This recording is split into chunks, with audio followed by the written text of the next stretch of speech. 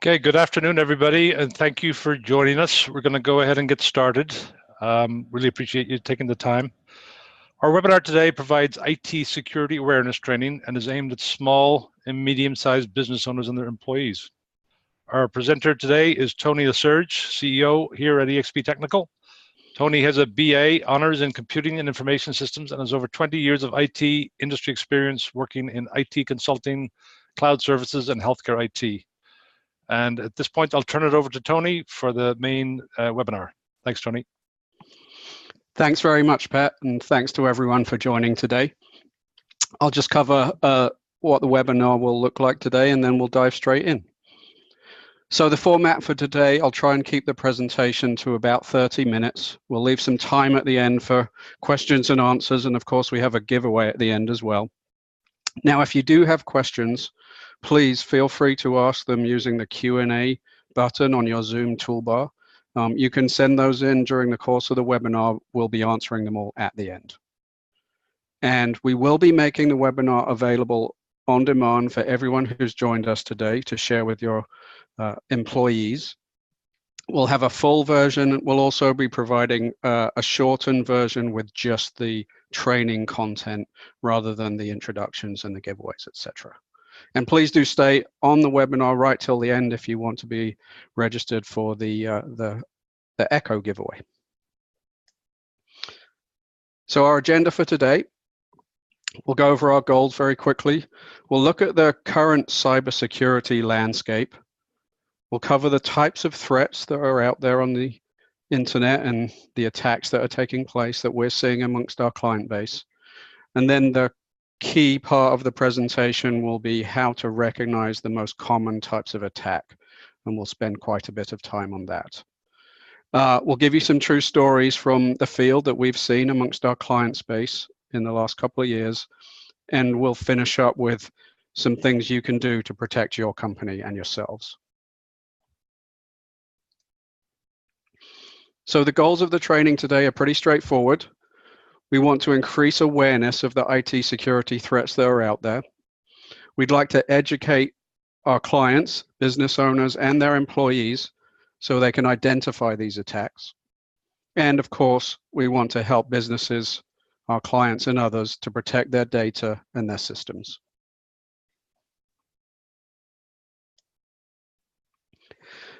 So these are some statistics about the current landscape in terms of cybersecurity out there today. I'm not going to read each and every one of these to you, but I think the second point there is indicative of the problem. The US government is planning to spend $15 billion in 2019 on cybersecurity.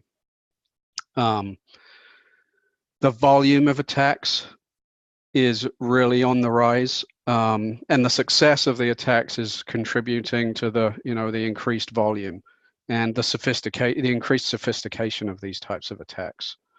And the last point there, which we will spend a good chunk of time on today, is that phishing is really the #1 entry point, or the way that these attackers are getting in. Phishing is by far and away the largest threat out there.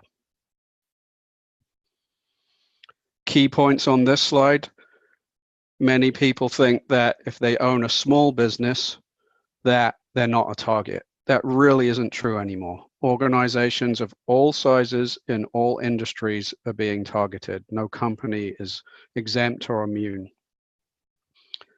And on the second bullet there, the number of new phishing sites that are going up. Interestingly, what we're seeing is that many of these sites are actually legitimate websites that have been compromised. If you're using WordPress to host your website, that's definitely a target. And if you are doing that, then we strongly recommend you keep WordPress updated, because often we're seeing these phishing sites inserted or embedded into someone's legitimate website that's been hacked. And the last point here, especially in a relatively small city and community like Seattle, you really don't want to be the company that gets compromised and have to tell your clients and your customers and your partners, as it can have an impact on your business. So let's look at how people attack our clients and ourselves out there. We've got attack types. Those are really the methods that they're using to try and get to us. The attack vectors is the transport mechanisms they use to get to us. And then the platforms that they're targeting are, as it states, the operating systems, the email systems, which are being targeted. And the size of the text here really represents how common or the volume of attack. So as I said, phishing and spear phishing are by far and away the largest volume of attacks we're seeing.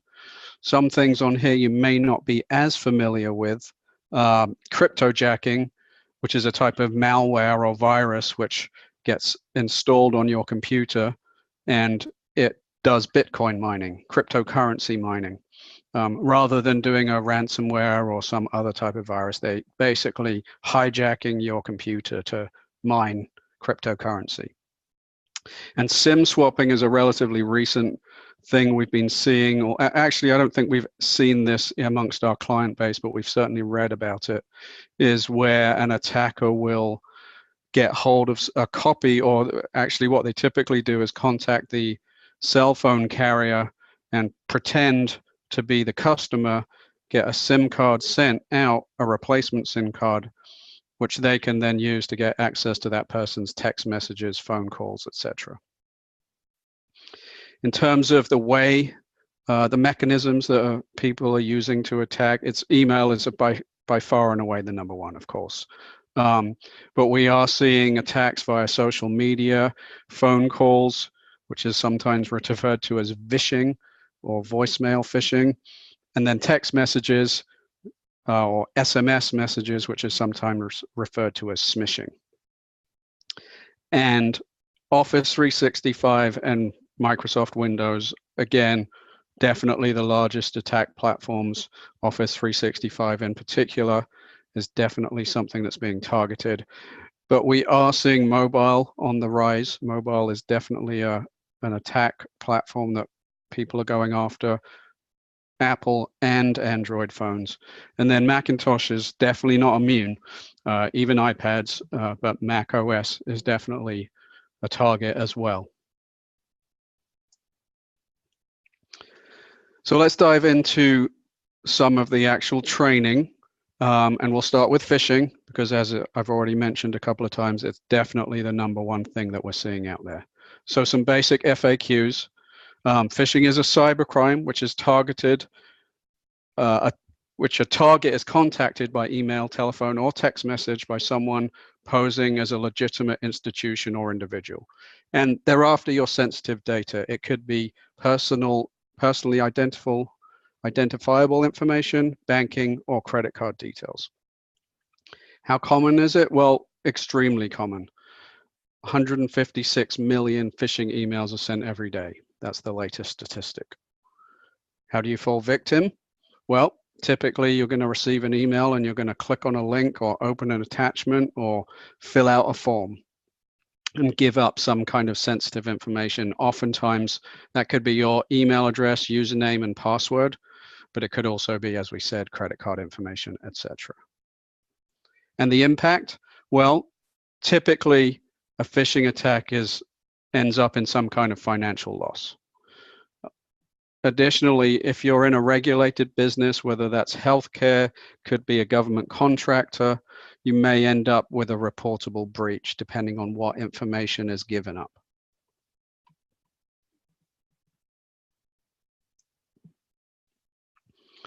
So what are the characteristics of a phishing attack? How can you spot these things or start to begin to spot these things? Well, in terms of phishing versus spear phishing, which we will talk about in a minute, phishing attacks are not personalized.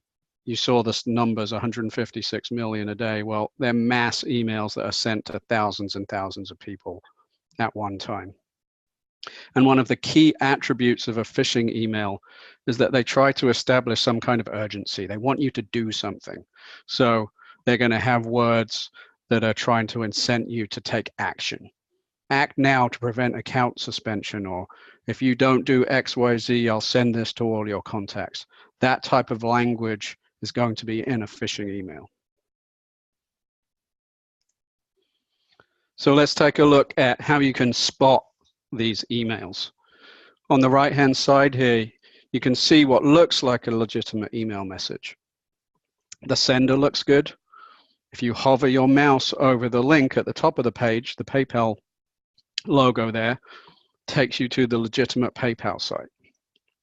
But as you can see, attention, your PayPal account has been limited. There's one of the indicators that something may be up with this.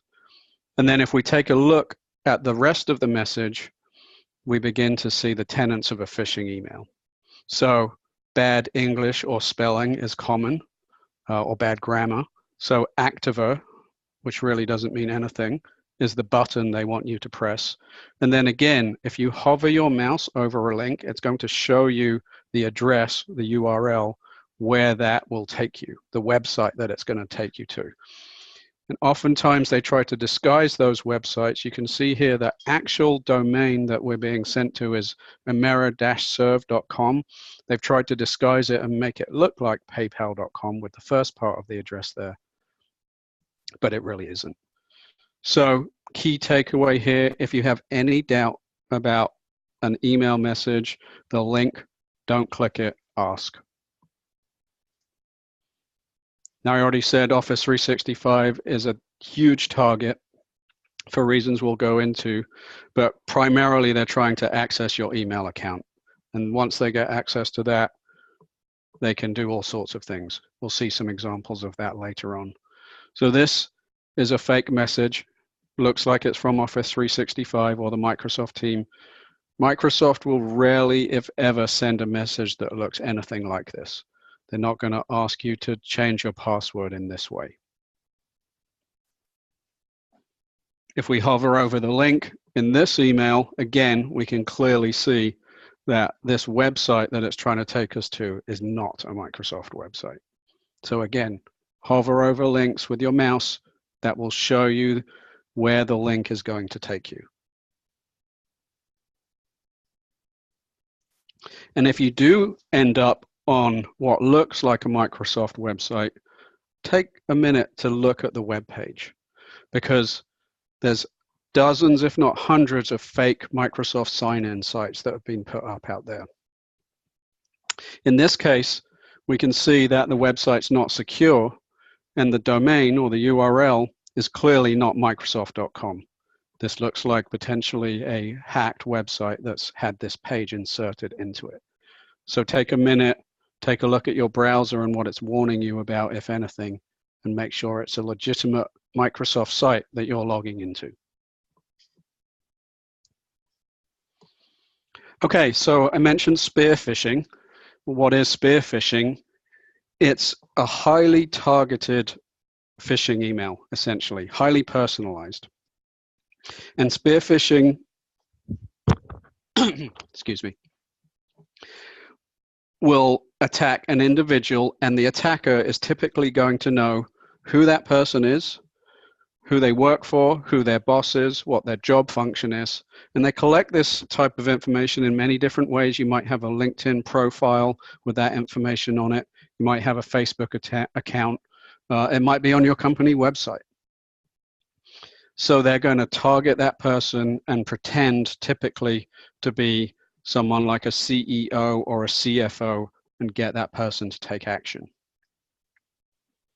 So one of the key things in a simple spear phishing attack to look at is, does the email address of the sender match the name? Because often it's very easy to make the name appear as the CEO, but the email address is going to be a free gmail.com, hotmail.com, outlook.com. Those type of addresses are commonly used. Now, the attackers can actually spoof that email address. It is possible for them to make it look like it did actually come from a legitimate email address. So what we'll often see is, if that's the case, when you click reply, the reply address is then different. So it won't match the address that the email looks like it came from. So double check where you're replying to. The other advice I'd have here is, if it looks like it's from your CFO or your CEO, pick up the phone, talk to them and ask them. If they're asking you to do something that seems odd to you, ask the question rather than just acting.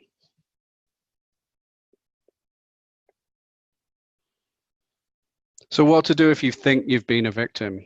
And to be clear, this is if you've clicked on something, if you've gone to a website and typed in your credentials and you're having second thoughts. Our number one piece of advice, the first thing to do, especially if you've typed in your credentials somewhere, change your password. And then immediately afterwards, contact your IT department, if that's EXP or an internal team, that we can then diagnose what's going on, take it from there. Okay, so changing gears and looking at ransomware. FAQs as before. So what is ransomware? It's a type of malware that encrypts all the data on your PC or potentially on your server and the rest of your network and demands payment to unencrypt it. In terms of how frequent ransomware attacks are, the current statistics state about 40,000 attacks per day. How do you fall victim? Well, typically you're clicking on something, you're opening an attachment and allowing this software to be installed on your computer. We've seen it on social media sites, via instant messaging services, or in some cases, simply by visiting a website, you can get infected. And in terms of the impact, well, a single person who becomes victim of a ransomware attack, as I said, if they have access to the servers, the map drives, the shares, all of those can become encrypted as long as they have read-write permissions to it. And again, if you're in a highly regulated business, this may be a reportable incident.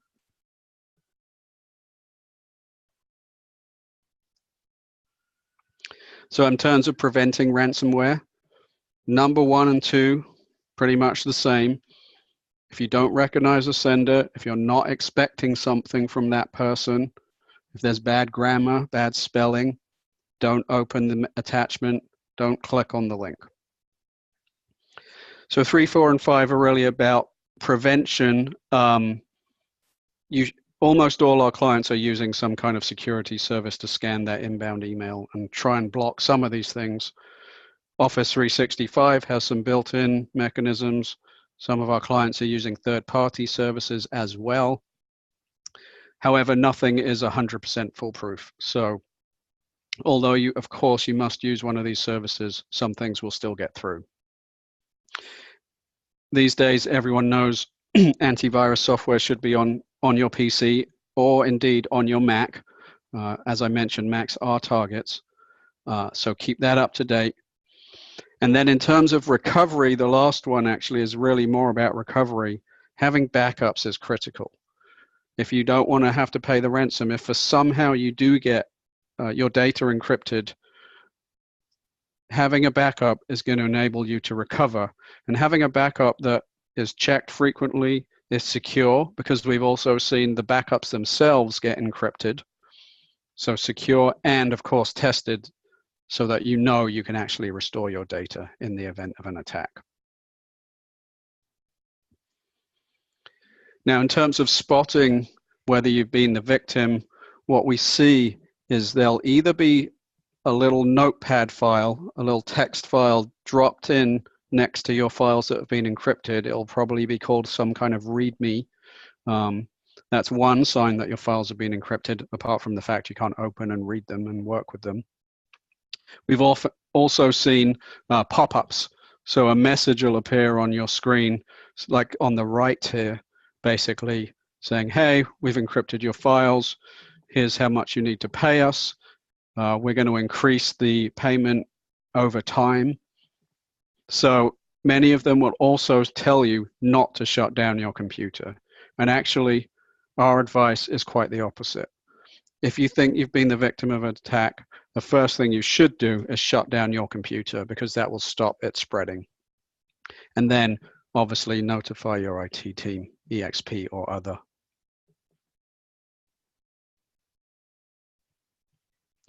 So I've got 3 stories from the field, as we call them, so real attacks that are a little outside the norm, not the typical, hey, wire transfer money, some inventive attacks that we've seen out there over the last couple of years. So the first one's what we call payroll redirection. In this case, it started with a phishing email, and the person who was attacked gave up their Microsoft Office 365 login credentials. And clearly what happened is the attacker logged in to their email via Outlook Web Access, which of course is available on the internet from anywhere in the world. The attackers quickly figured out that this particular company was using an online payroll system or HR information system, and they figured out what that was, and they were able to go ahead and reset that person's password, receive the email because they had access to their mailbox, reset the password and gain access to that system. And then they changed the payroll information, the direct deposit information for this person's paycheck to their own bank account and got their hands on the money that way. Story number 2 is what we call invoice hijacking. So similar scenario, phishing email, and this time it had a PDF attachment that then had a link that then invited the person to enter their credentials into a fake Microsoft Office login site. They got access to the mailbox.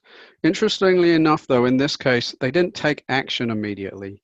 They just waited. They sat with access to the mailbox and they waited. In the meantime, they set up a forwarder to an external account. So any message that arrived in this person's mailbox was forwarded to a Gmail account. And they monitored their email. And when they saw a large invoice go outbound from this particular person who happened to be in an accounting department, so this is an outbound invoice to one of their clients, that's when they inserted themselves into the email thread. Bear in mind, they still had access to the mailbox at this time, direct access. And they tried to tell the customer to pay to their new bank account this large invoice. Now, in this case, we actually caught this before they managed to get their hands on the money, but you can see how they were trying to get paid to their own bank account for this large invoice. And finally, slightly different type of attack, tax return fraud. Again, it all started with an email, a spear phishing email in this case, and it looked like it came from the CEO of this organization, and it requested that a PDF copy of all the W-2s for all employees was sent to the CEO. The person actually responded with that attachment, and the attackers fraudulently filed tax returns for some of the people whose W-2s they received, and then collected a refund check at an address that they had provided, thereby getting their hands on the money. So you can see that some of these attacks are pretty creative, and they'll go to lengths in order to trick people, con people, and have them give up money. So how can you protect yourselves? Well, there's a long list on the screen here, and we can help with all of these things, but most of our clients are small or medium-sized businesses. They don't have large IT departments. They don't have huge budgets. So what we've done at EXP is try and right-size many of these solutions. And what we mean by that is make them affordable, accessible, and realistic for our clients. Now, we've picked 3 things that we think are critical that all our clients should have, because many of our clients are not going to put in a data loss prevention system. It's just probably not going to be realistic. But some things that everyone can do: strong password policies and practices. These days, the latest advice is to use passphrases versus passwords. These typically are very long sentences essentially with spaces and potentially punctuation rather than a 8 or 10 character password. And we can certainly help create these policies and do some training for people on how to create strong passwords or passphrases. This second one, I would say, would have stopped almost every attack we've seen. Not every single one, but many, many of the attacks, especially the phishing attacks. Multi-factor or two-factor authentication. So you've probably seen this when you log into your bank account. You might get a text message, there might be an app installed on your phone, and that's going to ask for a second form of authentication in order to log in, as well as your password. It's sometimes referred to as something you know, your password, and something you have, like your smartphone, where you can receive a text message. So that's going to be typically a one-time 6-digit number, or if you have an app on your phone, it might be a rotating code that changes every 30 seconds. Very effective in stopping people from logging in as you into Office 365 or any other online service. And then the third thing we picked is user education and training, what we're doing today. People are the first line, or if you like, the last line of defense. You can spend all the money in the world, have all the systems and technology in the world, but if someone in your organization willingly, unknowingly, gives up their credentials and allows an attacker in, all of that is useless. So educating people to spot these attacks, to alert IT if they think they've been a victim, is massively important. And I will talk a little bit more about the user education and training and multi-factor authentication in a minute, because we have some solutions for that. So how can we help? Well, like I said, we've got expertise, we've got solutions, and we can provide training that are right-sized for your business, for a small or medium-sized business. Starting at the top end, if you like, in terms of IT security programs, we can provide assessments, we can provide policies and procedures. Many small businesses don't have these types of things. Of course, we can provide the hands-on work, infrastructure consulting and solutions.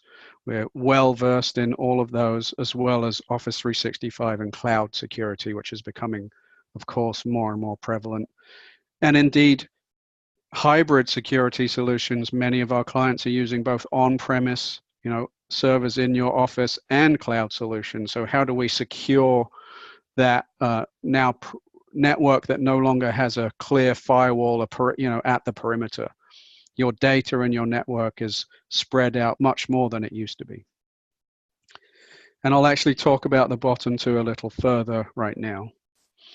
So we've mentioned security awareness training. There's lots of providers out there, and of course, EXP can provide some, but we've partnered with a company called KnowBe4 who provides a subscription program to help you with your training.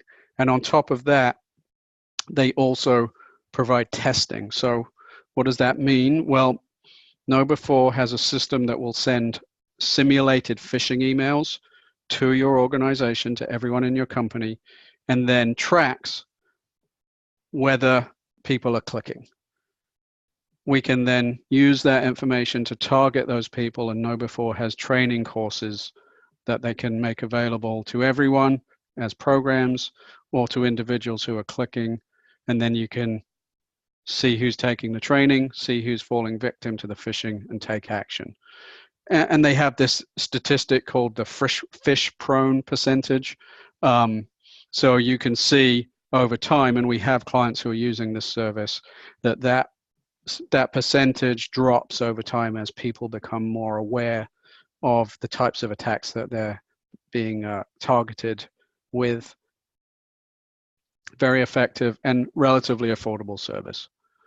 And in terms of multi-factor authentication, as I said, Office 365 does essentially have a free built-in service that anyone can use. We've chosen another alternative. Of course, this is a paid-for service, but we believe it's one of the easiest to use out there, and that's really the key. When we were looking at MFA or multi-factor authentication solutions out there, we were looking for something very easy to use, and we chose Duo because of that simplicity. It's an app that goes on your smartphone, iPhone, Android, and it pops up a message. Hey, do you want to, you're trying to log into this site, is it approved? You hit approve and away you go. The other reason we chose it is that it does integrate with almost all the solutions that we see out there: Windows logins, remote desktop login, Office 365, VPNs if you're using VPN to get into the office. And that concludes my presentation. So at this point, I will open it up to questions and answers from anywhere on the line. As a reminder, please use the Q&A function in your Zoom toolbar if you do have questions, and Pat, who's still on the line, will help me out here and make sure we get all of those answered. Thanks, Tony. Well, we've got a number of questions that have come in during the webinar. First one was, we had an employee receive a spear phishing email that had an old username and password that he used to use. Where would they have gotten the password from? That's a good question. So it's unbelievably easy to buy passwords on the internet. There's databases out there on what people call the dark web of passwords, and they've been collected from various hacks. So for example, one that just comes off the top of my head is, at one point Adobe got compromised and a whole list of email addresses, usernames, and passwords was stolen from them. Many other companies out there as well. That information is then made available on the internet. So what happens is people commonly use the same password for everything. So probably they've had to change those over time for some sites, but that's where that information has come from. And we've seen scareware type of emails or phishing attempts where they say, hey, we know your password, it's XYZ, and therefore they try and lead you to believe that because they know that password, they have access to many other things on your network. So that's where that information is coming from. It's probably been bought or taken from a list that's been made publicly available on the internet. Thanks, Tony. Next question. How is a spear phishing victim chosen? That's a very good question. Well, it's what they're looking for is what that person's role is in the organization. So accounting departments are very typically the people who are chosen.